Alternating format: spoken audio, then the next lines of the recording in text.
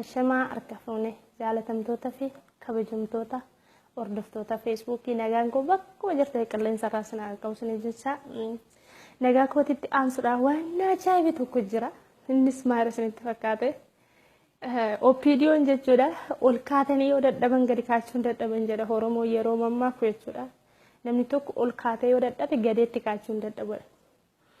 Biyya gara keessaa kabaja dhabdee akka namaatitti oduun ta'in akka sareetitti ilaalamtee lubbuun isheetiyyuu biyya alaa keessaa akka nama hateetitti jechuudha. Akka nama ajjeesetitti jechuudha. Harka poolisiitti lubbuun isheetu adaan namaa jira yookiin ba'aa jira jechuudha.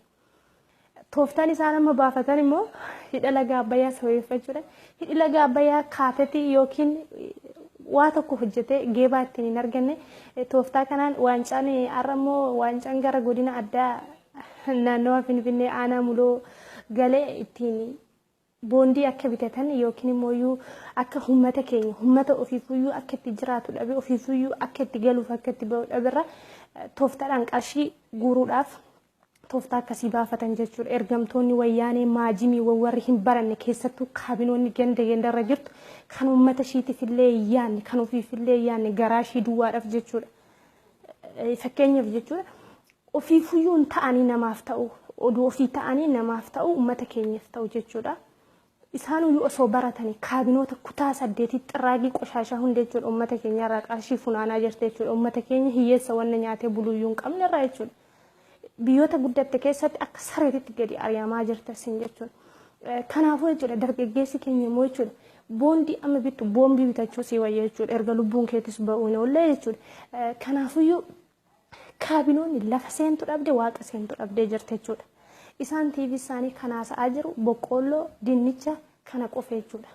TV'n isaanii jechuudha oomisha waanuma hin jirre qabeenya hin jirre arrammoo wanta itti garagaran dhabnaan jechuudha. Hidha laga Abbayyaa waanuma inni hojjetee bu'aa buuse tokko hin argine qarshiin biyya alaa boondiidhaan bitame akka deebi'u jedhee mootummaan biyya alaa Ameerikaa himachaa ture akka deebisanillee waadaa galanii jira. Uummanni keenya akkuma ta'etti miidiyaatti siqaatu Facebook irraas ta'u information garagaraa fudhachuu qabdu waan argitan like comment share gochuu qabdan yeroo sanitti jechuudha. Wanta akkas gootan sun kan isaan wanta garagaraa irratti raawwatame sun simbira dhufuu qaba jechuudha. TV Oromiyaa soba haasoftu san bicha support gochuun qabda sin jechuudha. Kanaafuu wayyaaneen fi opinion illee lafa seentu dhabdee waaqa seentu dhabdee rakkachaa jirti jechuudha.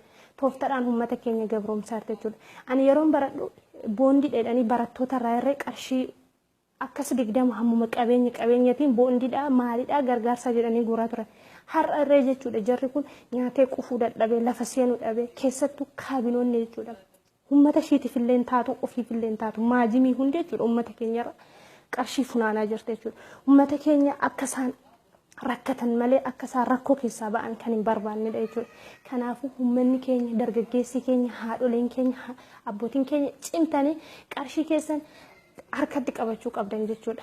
Maaliif hidha laga Abbayyaa siif bu'aa inni buusu tokko hin jiru jechuudha. Uummata dhiiga uummata keenya dhugaa jira jechuudha. Uummata keenya hiyyoomsaa jira jechuudha.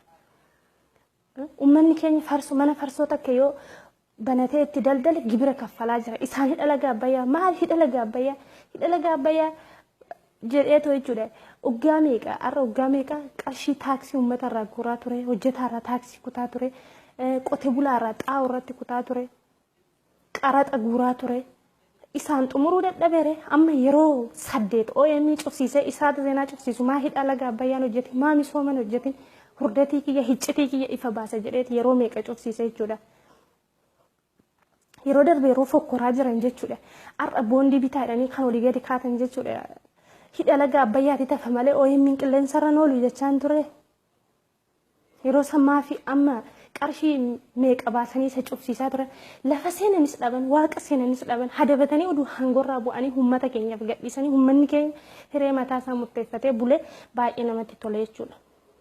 Kanaaf jarri ofiif illee taatu namaaf illee taatu jara nyaattuu fi abbaa garaa jechuudha. Dhugaa baay'ee nama ajaa'ibu jechuudha. Keessattuu jechuudha. Irra caalasaa warreen gurguddaatti ilaalamu jechuudha. Lukeewwan jala deemtu kaabinee aanarraa kutaa 8 kutaa 7 kutaa 10 in dabarre achi teessee uummata keenya kan gurguraa jirtu jechuudha. Kanaafuu jechuudha uummanni keenya jechuudha tooftaas hambaafatan kana jalaa fashaleessuu qabdu jechuudha. Jaamboo tokko isaaniif kennitanii boondii bitachuu qabdan. Kanaaf haga sanirra jechuudha boondirra jechuudha boombii bitachuu wayya dhalli namaa tokko jechuudha biyya nagaan hin jirre keessatti waan ta'eef jechuudha. Kanaafuu isinitti baay'isee guddaa galatooma.